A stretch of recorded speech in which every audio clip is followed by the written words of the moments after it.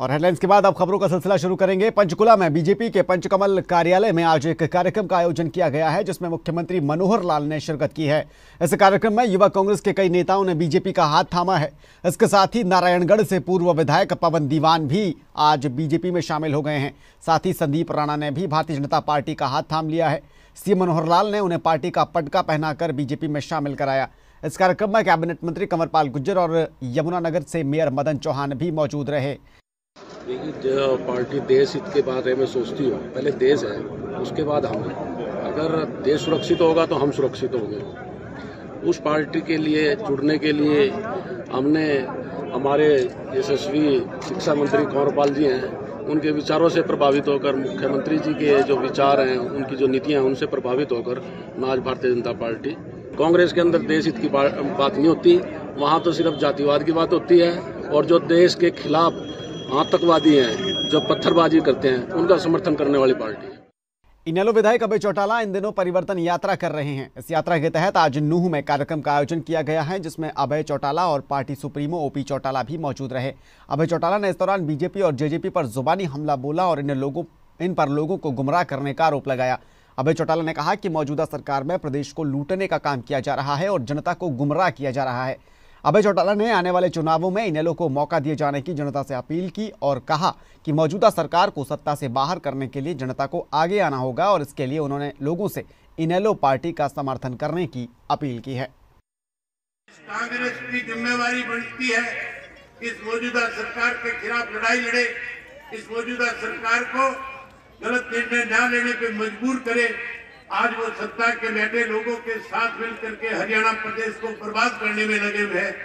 इसलिए साथियों, हमने एक फैसला किया था कि हम अपने हरियाणा प्रदेश के लोगों के साथ न्याय हो, खास करके युवा पीढ़ी जो आज अपने आप को ठगा हुआ महसूस कर रही है, कैसे उस युवा पीढ़ी को फिर से न्याय मिले, कैसे उसको रोजगार मिले, कैसे उसको नौकरी मिले, कैसे वो युवा पीढ़ी फिर से अपने पैरों पे खड़ी हो सके। इसके लिए इंडियन नेशनल लोकदल पार्टी को अपनी जिम्मेवारी निभाते हुए हरियाणा प्रदेश में परिवर्तन यात्रा के नाम से लोगों के बीच में जाकर के इसकी शुरुआत करनी चाहिए। अभय चौटाला की इस परिवर्तन यात्रा को लेकर मंत्री कंवरपाल गुर्जर ने भी प्रतिक्रिया दी है। गुर्जर ने कहा कि जनता की समस्याओं को जानने और समझने के लिए जनता से संवाद करते रहना जरूरी होता है और अभय चौटाला जो कर रहे हैं उसके लिए उन्हें शुभकामनाएं। सदन में अभय चौटाला और दुष्यंत चौटाला की तकरार को लेकर भी उन्होंने निशाना साधा और कहा कि चौटाला का व्यवहार लोगों को पसंद नहीं आता है।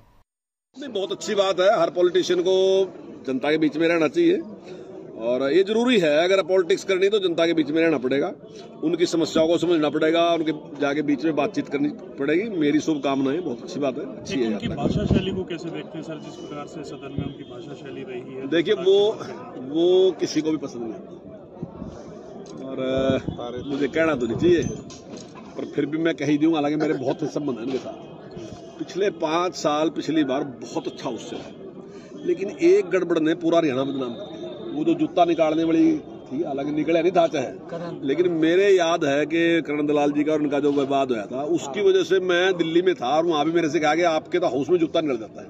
मैंने कहा यार, हमारा हाउस सबसे अच्छा चलता है और हमारा विपक्ष भी सबसे अच्छा है। मतलब ऐसा नहीं है, हमारा विवाद होता है, ठीक है, उनका अधिकार है, बात रखेंगे, लेकिन जहां जाके उसको बंद करना चाहिए वहां के बंद भी होता है। कैबिनेट मंत्री अनिल विज ने हरियाणा सरकार के पेश किए गए बजट की जमकर तारीफ की है। विज ने कहा कि यह बजट अमृतकाल का बजट है और इसमें सरकार ने हर वर्ग का विशेष ध्यान रखा है। विज ने कहा कि भाजपा सरकार ने, चाहे वो केंद्र में हो या राज्य में, उन्होंने विकसित भारत के लिए कदम बढ़ाना शुरू कर दिया है। उन्होंने कहा कि आज तक जितनी भी सरकारें आई, उन्होंने कभी भी विकसित भारत बनाने की सोच नहीं रखी। विज ने कहा कि दुनिया के जो देश भारत से पहले आज़ाद हुए वो भी विकसित हो गए हैं, लेकिन हम अभी तक विकासशील देशों में गिने जाते हैं और इसके लिए पूर्व की सरकारें जिम्मेदार रही हैं। मुख्यमंत्री मनोहर लाल जी ने अपने बजट में चिंता दिखाई है। हर क्षेत्र के लिए उन्होंने, कृषि हो, गांव हो, शहर हो, बिजली हो, पानी हो, और सबसे बड़ी बात कि पिछली सरकारें SYL बनाने के लिए लड़ती तो रहीं, लेकिन नहर बनाने के लिए कभी बजट नहीं रखा गया। अग्निवीर सेना भर्ती के पुराने नियम बदल दिए गए हैं। अब सेना में नए नियमों के अनुसार भर्ती प्रक्रिया पूरी की जा रही है। अब पहले टेस्ट होता है और उसके बाद युवाओं का शारीरिक परीक्षण किया जाता है। अग्निवीर सेना भर्ती के लिए उम्मीदवारों को सेना की वेबसाइट पर 15 मार्च तक पंजीकरण करना होगा। इस आधार पर ही उम्मीदवार को सेना भर्ती में शामिल होने का मौका मिलेगा। दादरी सेना भर्ती कार्यालय के निदेशक कर्नल आनंद साकले ने बताया कि ज्वाइन इंडियन आर्मी वेबसाइट पर युवाओं का अगली अग्निवीर भर्ती के लिए पंजीकरण शुरू हो गया है। ये 15 मार्च तक होगा और उसके बाद 17 अप्रैल से इसके ऑनलाइन कंप्यूटर टेस्ट शुरू होंगे, जो दिल्ली, हिसार और अंबाला में होंगे। उन्होंने बताया कि 20 मई को ऑनलाइन टेस्ट का रिजल्ट घोषित किया जाएगा और इसी के बाद फिजिकल टेस्ट के लिए भर्ती रैलियां शुरू की जाएंगी।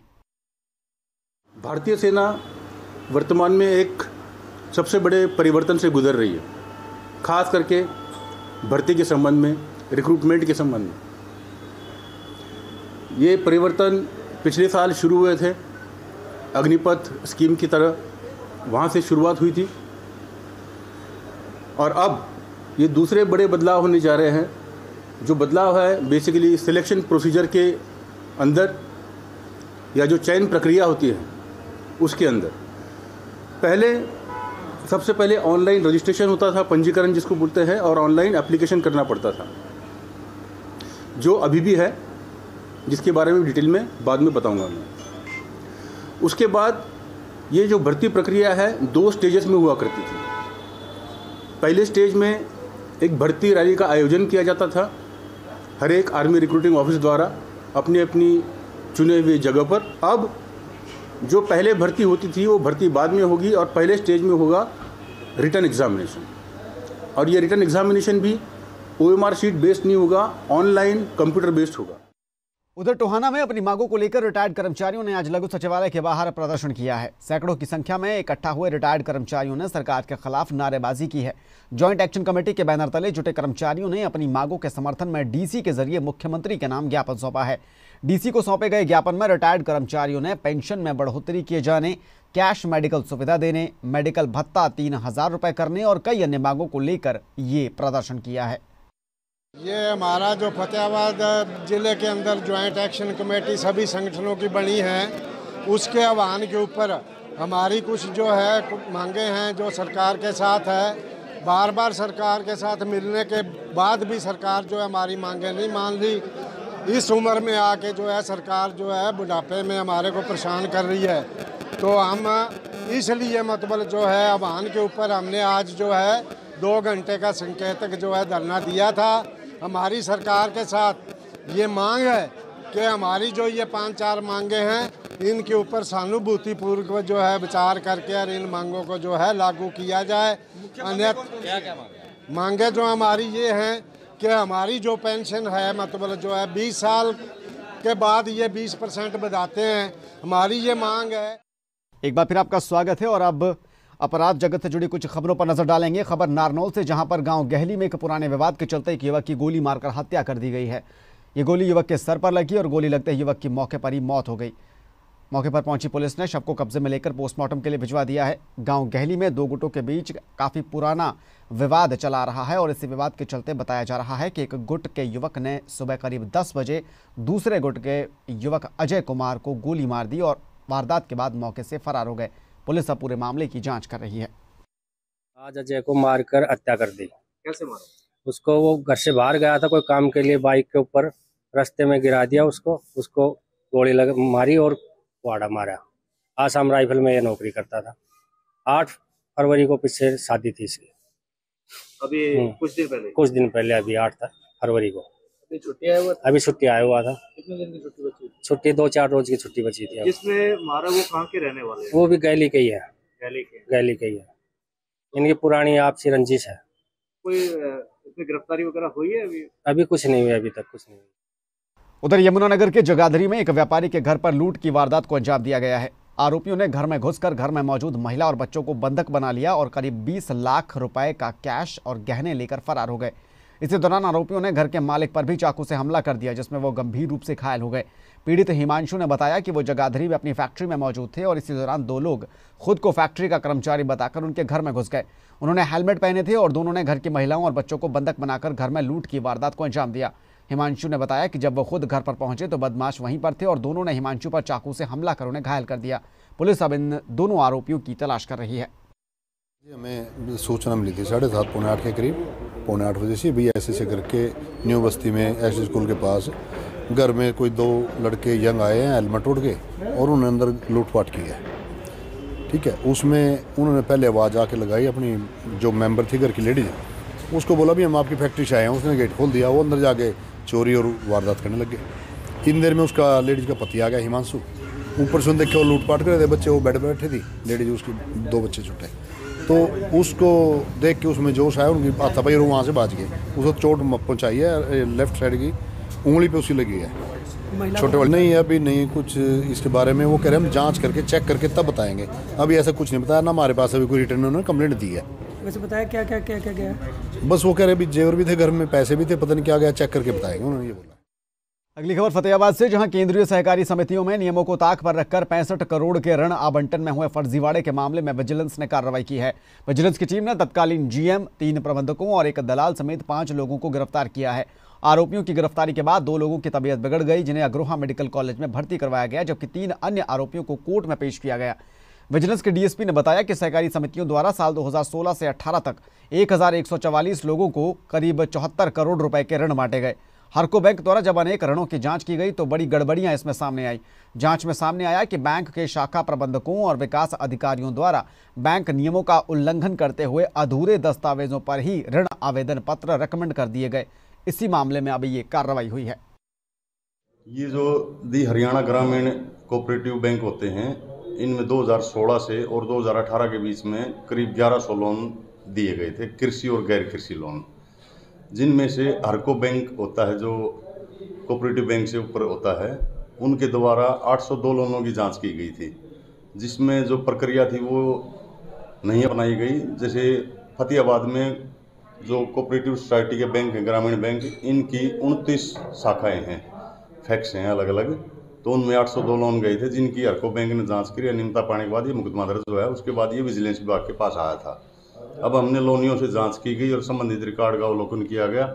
उसके बाद कल हमने इस मुकदमा में 4 तो रिटायर्ड कर्मचारी थे, उनको गिरफ्तार किया है, और एक प्रमोद नाम का लड़का है जो पहले डीसी रेट पे एज ए पीएन हेडक्वार्टर मुख्यालय इस बैंक में रहा था।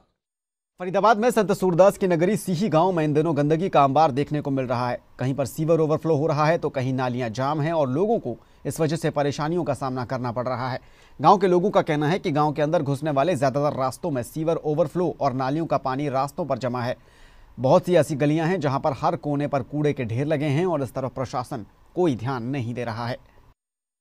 सी गांव में रहे, क्या समस्या है गांव में? यहाँ पे समस्या यही है कि पानी भर रहा है, सीवर बोल रहे जी, पानी नहीं आ रहा टाइम से, और कहा है। तो किसी को शिकायत करते हैं, कोई समाधान होता है? मैं तो कहीं गया ना हूँ तो झूठ बोलूँ, अनपढ़ आदमी ने, पर वैसे बता रहे हैं लोग बाग वहाँ कंप्लेंट करिया में कोई नाम है, फिर या पार सकते के में जब जाकर कोई 2-4 दिन में हुई। एक बार फिर आपका स्वागत है। अगली तस्वीर अब बहादुरगढ़ की आपको दिखाते हैं, जहां पर प्लास्टिक एक गोदाम में आज भीषण आग लग गई। आग लगने से लाखों रुपए का सामान जलकर राख हो गया। आग लगने की सूचना मिलते ही फायर ब्रिगेड के कर्मचारी मौके पर पहुंचे और आग पर काबू पाने की कोशिश की गई। बहादुरगढ़ की ओमेक्स सिटी के पास स्थित गोदाम के मालिक ने बताया कि उसमें करीब 5 से 6 लाख रुपए का प्लास्टिक का सामान यहां मंगवाया था। इसकी छटाई होनी थी और छटाई के बाद यह सामान फैक्ट्री में भिजवाना था, लेकिन गोदाम के साथ पड़े प्लॉट के मालिक ने कूड़े कचरे में यहां पर आग लगा दी और इसकी चिंगारी प्लास्टिक के गोदाम तक पहुंच गई और लाखों रुपए का सामान यहां पर जलकर राख हो गया। कबाड़े का काम करता था तो ये पड़ोसी आग लगाई थी, पड़ोसी आग लगा रहे थे, उससे पकड़ लिया, पड़ोसी ने लगाया आग। कितना नुकसान हुआ? बस 4-5 लाख का नुकसान हुआ। कल ही में माल में गिरवाया था, पहले मेरा दाना लगा था, तुझे पड़ोसी फिर बुझाया कि अब मैं हमसे निकाला अंदर से, जान नहीं पान भरने लगा जब निकलन बाहर से। किस चीज का दाना था, कैसे क्या? ये चप्पल आती है, इसके कट पीस आती है, इसकी छटाई में करता हूँ, फिर फैक्ट्री जाता है जलाने के लिए, दाना बनने के लिए। पूरा माल जल गया? पूरा जल गया। जब माल आया, जब मैं कहता था गाड़ी मंगा ले, गाड़ी मंगा ले, मेरे सारे कपड़ा बेड जो भी सामान इसके अंदर, पैसा भी था, जो भी फट्टे से कुछ आया था वो भी उसी में पड़ा था, वो भी जल गए। कपड़े लगते कितने पैसे थे? अभी करीब 40-50 हजार रुपया लाया था भट्टे से, वो भी उसी में थे। और उधर नारनौल में भी रेलवे ओवरब्रिज के पास स्थित एक कूलर फैक्ट्री के स्क्रैप में आग लग गई। दमकल विभाग की 2 गाड़ियों ने मौके पर पहुंचकर इस आग पर काबू पाया है। लोगों ने बताया कि कूलर फैक्ट्री के मालिक द्वारा यहां पर खाली प्लॉट में स्क्रैप डाला जाता है। हालांकि आग किस वजह से लगी ये पता नहीं चल पाया। दूसरी तरफ इस घटना के बाद अब प्रशासन संबंधित फैक्ट्री मालिक के खिलाफ कानूनी नोटिस की तैयारी में है और ये भी जांच की जा सकती है कि ये फैक्ट्री यहां पर नियमों के तहत लगाई गई थी या नहीं। सर मैं बैठा था सतनाली मोड़ पे, ITI में एक ट्रेनिंग दे के आया था, तो मैं सतनाली मोड़ पे बैठ गया, तो मेरे को धुआं दिखाई दिया। उससे पहले हमारी गाड़ी निकल चुकी थी। हमने कोऑर्डिनेटर किया टेलीफोन से मोबाइल के द्वारा, तो फिर गाड़ी यहाँ पहुँच गई थी, तो हमने कार्रवाई शुरू कर दी। तो कितनी गाड़ियाँ? 2 मेरे पास फिलहाल प्रेजेंट में 4 गाड़ियाँ ऑन वर्किंग रोड हैं और एक मोटरसाइकिल है बाइक, और एक गाड़ी 10 साल कवर कर चुकी है, उसको हमने साइड में लगा दिया, वो नॉन NCR में चली जाएगी। आज कितनी गाड़ी लेके आएगी? आज 2 गाड़ियाँ लेके आए। एक वाटर पानी के टैंक वगैरह मंगाए? पानी के टैंक हमने तो नहीं मंगाए, हमारे तो सफिशिएंट है, इन्होंने खुद ही मंगाए हो।